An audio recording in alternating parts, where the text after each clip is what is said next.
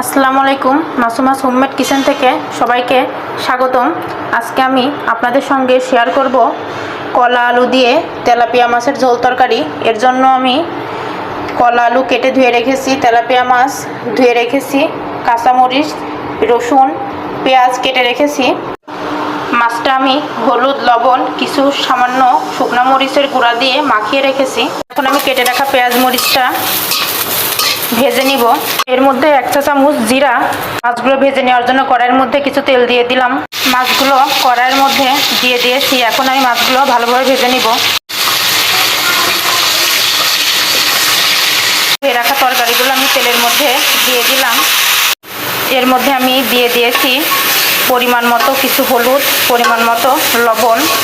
এখন আমি মশলাটা ভালোভাবে এর সাথে কষিয়ে নিব। সামান্য একটু পানি দিয়ে দিলাম। এখন ঢেকে ঢেকে কিছুক্ষণ কষিয়ে নিব। ভেজে বেটে রাখা মশলার মিশ্রণটা আমি তরকারির মধ্যে দিয়ে দিয়েছি। এখন দিয়ে দিব পরিমাণ মতো কিছু পানি। এখন তরকারিটা আমি ভালোভাবে কষিয়ে নিব। তরকারিটা আমার কষানো হয়ে গেছে। এখন আমি এর মধ্যে পানি দিয়ে দিলাম। পানিটা ফুটে উঠলে আমি এর মধ্যে মাছগুলো দিয়ে দিব। ঝোলটার বলক উঠে গেছে। এখন আমি মাছগুলো দিয়ে দিয়েছি। এখন একটু ঝোল শুকানোর আগ পর্যন্ত অপেক্ষা করব।